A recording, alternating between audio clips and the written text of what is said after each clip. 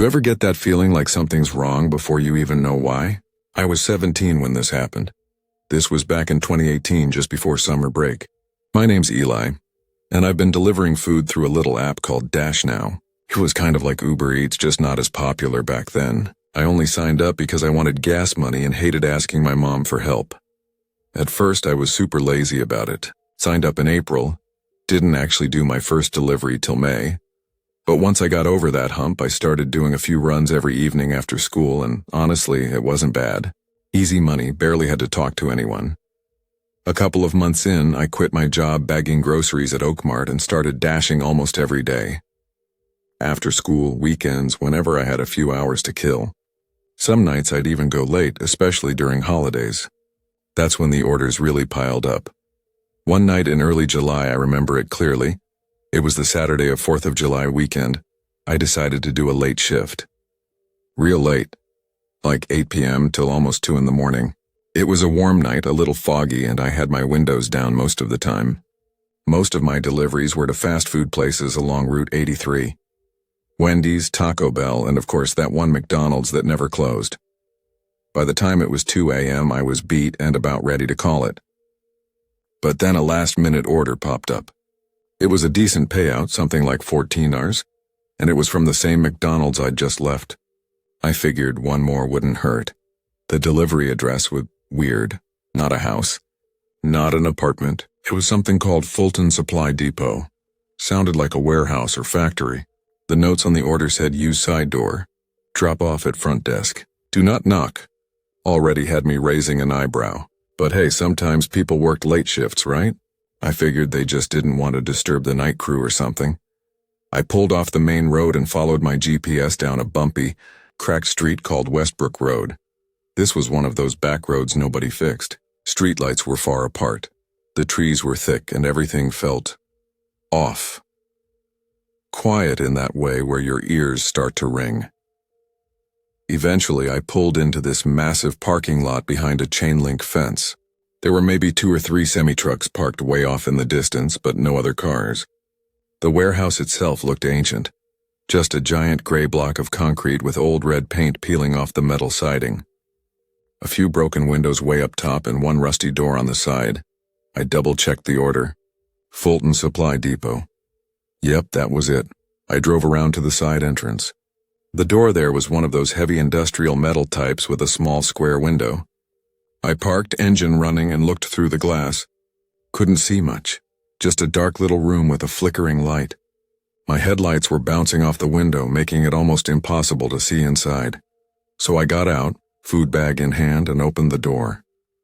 The first thing I noticed was the smell. Old building smell like rust and wet cardboard. The kind of scent that sticks in your nose.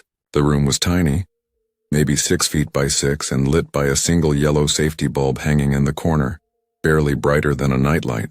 There wasn't a desk, no signs, just a hallway to my left, pitch black like someone had vacuumed the light out of it.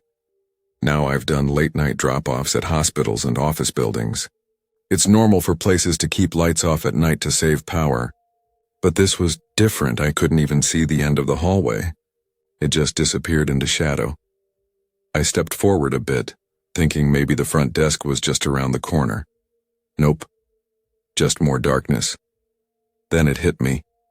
How quiet everything was. Not just quiet, Ted. Not even the hum of a vending machine. No buzzing lights. No footsteps. Nothing. I pulled out my phone and opened the Dash Now app again, checking the address for the 3rd time. Still right. Still the same weird note. Drop off at front desk. Use a side door. Do not knock. I wasn't about to wander down a black hallway in some creepy warehouse at 2 in the morning, so I decided to call the customer. Hit call on the app, and a few seconds later, ring. But the ringing wasn't in my ear. It was echoing from deep in the hallway. I froze. My heart actually skipped. The phone rang again. This time it sounded closer. Like someone had moved toward me. I held my breath and squinted. That's when I saw it. A faint glow. The screen of a phone far down the hallway, slowly getting brighter.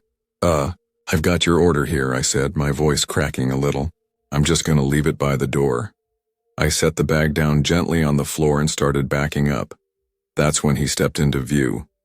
Big guy. Like 6'4" at least. Bald head, broad shoulders. He wore a long gray coat that looked soaked at the bottom, like he'd been walking through water. But the part that freaked me out the most? He didn't say anything. He just kept walking, slow, steady, no hesitation. And his eyes never left me. Even though the hallway was dark, I could tell he was staring straight at me. I backed up fast, hand on the door. My gut was screaming at me now, get out. Get out. I turned and bolted from my car, slammed the door shut, threw it in reverse, and didn't stop until I was back on the road. My heart was pounding so loud I could barely hear myself think. As I drove off, I glanced in the rearview mirror and saw something that made my stomach twist. That man. He was standing behind the side door's little window watching me leave. Didn't move. Didn't blink. Just watched. I went straight home. Shut off my app. Locked every door in the house. I couldn't sleep that night. My brain kept playing the image of that guy walking toward me on repeat. Something about it didn't feel like a normal delivery. It felt like a trap. For the next couple days, I avoided that area, did daytime deliveries only. Told myself it was probably nothing.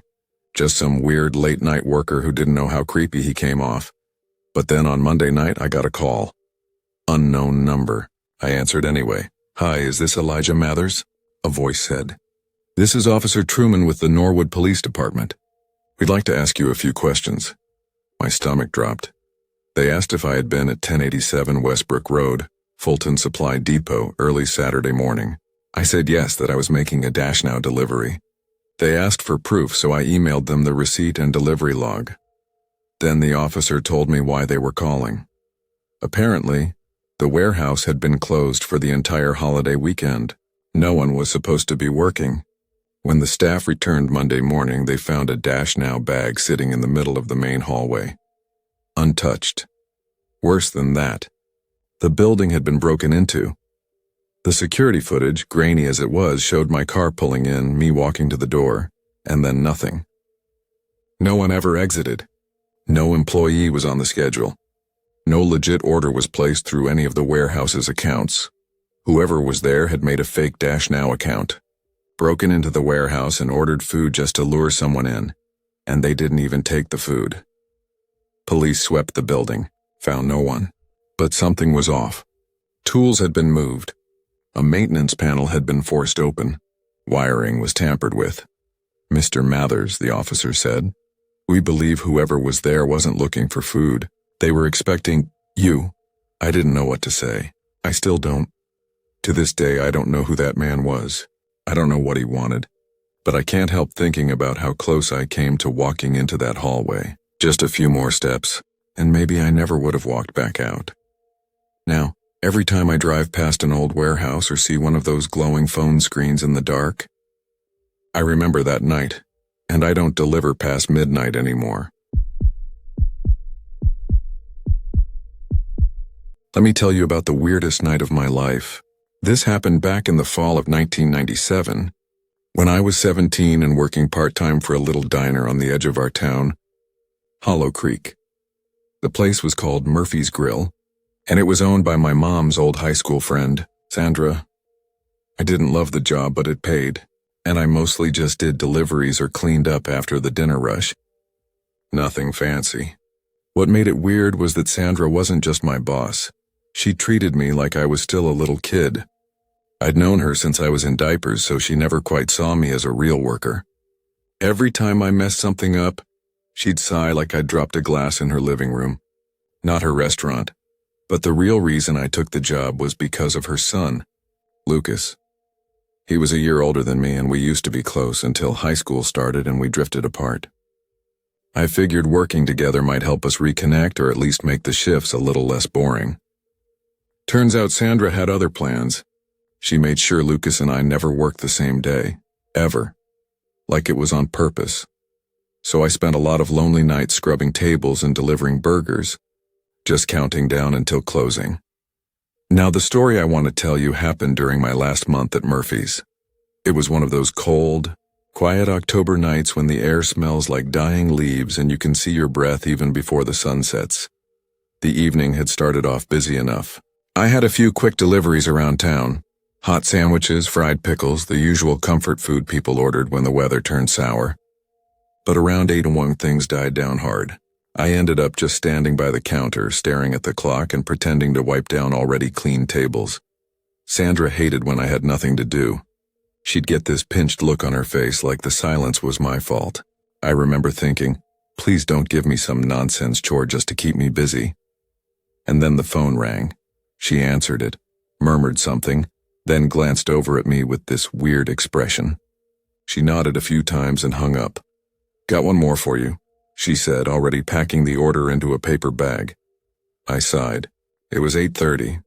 My shift was supposed to end at 9. I figured it was something close by, maybe the Miller house, or that guy with the three-legged dog who always tipped in quarters. But when I typed the address into the GPS on my phone, my stomach sank. It was in Black Hollow.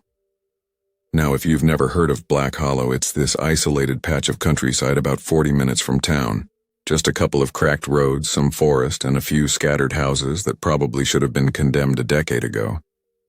No one really went out there unless they had a reason. I didn't. I looked back at Sandra and said, "This place is like way out there. I'm not even gonna make it back before closing." She didn't care. She just gave me this tight smile and said, "Then don't come back. Clock out after you drop it off." I thought about arguing, but honestly, I wanted out of there so bad that it didn't seem worth it. So I grabbed the bag, zipped up my jacket, and headed out into the dark. The drive was quiet at first. I played some old rock on the radio, but after a while the signal started cutting out, so I turned it off. The road got narrower and soon the streetlights disappeared completely. My headlights were the only thing keeping the dark from swallowing the car whole. Trees lined both sides of the road, tall and bare, like skeleton arms scratching at the sky. Every now and then, I'd pass a rusted mailbox or a crooked fence, but no houses. Just miles of nothing. By the time I reached the turnoff for the address, it was almost 10 p.m. The street wasn't even really a street. It was more like a cracked, gravelly path that led down into a dip between two hills. At the bottom, I saw a row of houses, maybe 5 or 6, lined up like teeth in a rotting mouth. Every one of them looked old, like something out of a forgotten horror movie. Faded paint, sagging porches, windows with no curtains. I slowed down and crept along until I found the right number. The house was gray, or maybe it had been white once, and its front steps were warped like they'd been through too many rainy winters. No porch light, no sign of anyone inside. But I figured maybe they were just old or tired or bad at answering doors. I parked right by the curb and stepped out into the chilly air. The silence was unreal, no bugs, no wind, nothing. Just me and the sound of my shoes crunching on gravel. I carried the bag up to the door and rang the bell. Nothing. I knocked. Still nothing. I knocked again, louder this time. I could feel my patience slipping. It was late, I was tired, and I had no idea why anyone would order food from 40 minutes away and then not bother to answer the door. I looked around. Not a single house had lights on. No cars in the driveways. The whole street felt dead. I turned to head back to the car, figuring maybe I'd try calling the number on the receipt. As I reached into my pocket for my phone, I caught something out of the corner of my eye, a flicker of light in the window. I stopped. The light moved, slowly, like someone walking through the room with a flashlight. Then it disappeared. A second later, the front door creaked open. Standing in the doorway was a guy, maybe in his 20s. Pale, thin, wearing a wrinkled sweatshirt and holding a flashlight in one hand. In the other, he had a grocery bag, stuffed with what looked like canned food and something wrapped in newspaper. He looked surprised to see me, like he'd forgotten he ordered anything. "Sorry," he said quietly. "Didn't hear you." I nodded, holding out the food. "No problem. Here you go." But he didn't take it. Instead, he held up his hands, flashlight in one, grocery bag in the other, and said, "Could you, bring it inside?" "Just set it on the kitchen table." I blinked. "You want me to go inside?" He nodded. "I'm kind of full here. Won't take a second." I glanced past him into the house. The entryway was small and dimly lit. I couldn't see much beyond it, just some peeling wallpaper and a crooked coat rack with nothing on it. The air coming from inside smelled stale, like damp wood and old paper. Every instinct I had was telling me not to go in. But I didn't want to be rude. Or maybe I just didn't want to drive all the way back to Murphy's with a bag of cold food and no tip. So I stepped inside. The floor creaked under my shoes. The guy didn't say anything. He just stepped aside and motioned down the hallway with his flashlight. The kitchen was at the far end of the hall. I could see a scratched-up table and a flickering light overhead. I made my way down slowly, every step echoing in the stillness. The walls were covered in faded photos, black and white portraits of people who didn't look related, didn't look happy. Some of the frames were cracked. One had no picture in it at all, just a scrap of cardboard. When I reached the table, I set the food down and turned to head back. But then I heard it, a sound from upstairs. It wasn't loud, just a thump. Like something heavy being dropped. I froze. "Hey," I called over my shoulder. "Is someone else here?" No answer. I turned around. The hallway was empty. The man was gone. The front door was still open, letting in a sliver of moonlight, but he wasn't anywhere in sight. I felt a chill crawl down my back. I walked quickly to the door, heart pounding, and stepped outside, still no sign of him. Just as I reached my car and opened the door, I heard another sound from behind me, a window upstairs creaking open. I looked up. There was someone standing there. Not the man. Someone else. Someone taller. Their face hidden in shadow, but their hands pressed to the glass, watching. I didn't wait. I jumped into the car, locked the doors, and peeled out of there as fast as I could. Gravel flew behind me as I tore down the road, back toward the town, back toward the light. I never went back to Murphy's. Never saw Sandra again. And Lucas, he moved away that winter. Never said goodbye. I still think about that night sometimes. The empty houses, the pictures on the walls, the figure in the window, and I always wonder if I'd gone upstairs. What would I have seen? Or worse, what would have seen me?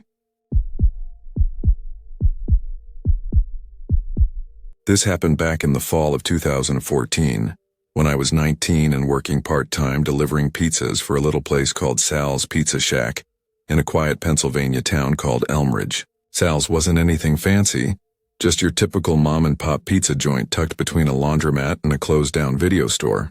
I worked the late shift most nights because I needed the hours and, honestly, because it was easy. Drive around, drop off some pies, collect tips. That's it. Most nights were pretty uneventful, boring even. But this night still messes with my head. It started out like any other slow Thursday night. I was leaning against the counter, messing around on my phone, waiting for orders to come in. Around 10:15 p.m., just when I was thinking I might get to clock out early, the door chimed. In walked this guy, maybe mid-30s, tall but kind of slouched over, wearing an old army jacket and jeans that looked like they hadn't been washed in weeks. His eyes were the first thing I noticed. They were wide. Not just tired, like too wide, like he hadn't blinked in a while. His skin was pale, kind of shiny like he was sweating, and he smelled faintly of gasoline and cheap cologne. My coworker Marissa was working the register and greeted him with a chipper, "Hey, how can I help you?" But he didn't respond right away. He eventually muttered, "Just a medium cheese," and shoved a crumpled scrap of paper across the counter. Marissa, trying to keep things light, said, "Want that for here or to go?" He stared at her like she'd asked something complicated. Then said, "Delivery, please, as soon as possible." That was weird. Who comes into a pizza place just to order delivery? You're already there. Just take it with you. But whatever. Maybe his car was broken or something. We took stranger orders before. The slip of paper he gave us had a name, Derek, and an address scribbled on it, 104 Maple Hollow Road. I got the pizza boxed up about 10 minutes later, tossed it in the heated bag, and headed out. It was a cold, damp night. The kind of night where fog hugged the pavement and your headlights barely cut through the haze. Maple Hollow Road was on the edge of town, tucked behind some woods near the old railroad tracks. I'd been there once before. There weren't many houses out that way. Just woods, empty fields, and a few scattered homes, most of which looked half abandoned. About halfway there, I noticed a dark blue car behind me. At first I didn't think much of it, but it was the only other car on the road and the way it was moving didn't sit right. It would speed up like it wanted to pass, then slow down and fall way back, then speed up again. It never turned its headlights off, but it kept swerving just slightly, like the driver couldn't decide where they were going, or maybe like they were watching me.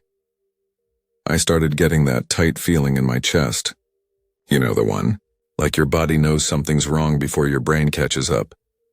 I turned onto Maple Hollow and the car didn't follow. It just pulled over and parked by the tree line. That should have been the end of it. But it wasn't. 104 Maple Hollow Road looked off.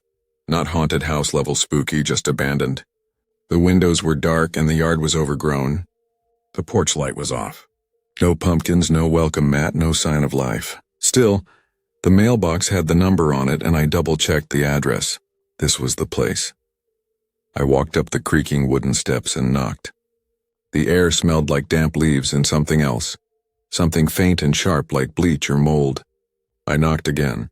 Finally, the door opened just a crack. A different man stood there. Not the guy from the shop. This guy looked rough, hair messy, bags under his eyes so deep it looked like bruises. His mouth hung slightly open like he forgot how to close it. And his pupils? Way too big. I forced a smile and said, "Hey, I've got a delivery for Derek." He blinked, then too slowly said, "Yeah, that's me." He didn't move to take the pizza. He just kept standing there staring at me. I held it out. "Cheese pizza. That'll be $12.45. He took the box with both hands like it was fragile. No wallet, no money. Just stood there holding it. That's when I noticed something behind him, past his shoulder, inside the house. It was dark, but with the faint porch light and the glow from my car headlights, I could make out a few things. There was no furniture. No pictures on the wall. No TV. Just a dusty floor, a single folding chair, and a flashlight on the ground pointed at the ceiling. No regular lights on. Just that flashlight. "Look," I said, trying not to sound nervous. "If you don't have the cash, it's fine. I can't leave the pizza, but we can cancel the order." Still, he didn't say anything. Then he took one step out onto the porch. I stepped back. His eyes changed. That dull, empty look sharpened just a bit, like something had flipped on inside him, and that's when I knew I had to leave. I dropped the pizza on the porch and turned, practically sprinting to my car. Just as I reached the door, I heard something, quick footsteps behind me. I whipped around. It wasn't the guy from the porch, it was the first guy, the one from the shop. He was jogging up the sidewalk from the shadows, his hood pulled over his head, eyes locked on me. I fumbled with my keys, yanked open the door, and jumped in. Before I could even shut it, he was right behind the car. He stood there, blocking me in. Then the porch guy started walking toward me too, faster now. Both of them closing in. I didn't think. I just slammed the car into reverse and hit the gas. The guy behind me jumped out of the way just in time, slapping the trunk as I flew backward down the road. I swung the wheel, spun around, and took off down Maple Hollow like a bat out of hell. In the rearview mirror, both men were chasing me. Not walking, running.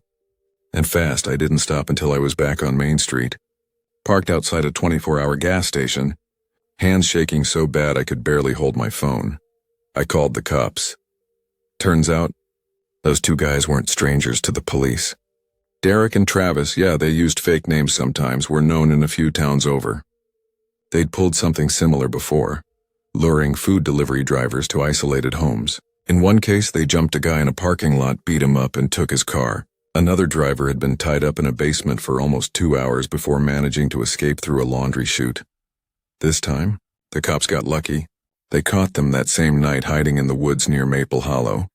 Drunk, high, and carrying duct tape, zip ties, and a pocket knife. Yeah, zip ties. I didn't go back to Sal's after that.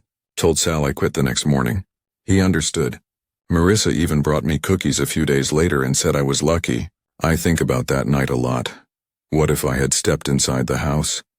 What if I'd parked a little further away from the door? What if I hadn't looked behind me in time? Sometimes when it's late and I'm driving home alone, I'll check my mirrors and swear I see a hooded figure way back in the shadows, just for a second. And every time I pass a dusty old house with no lights on, I get that feeling in my chest again. Like something's watching, like someone's waiting.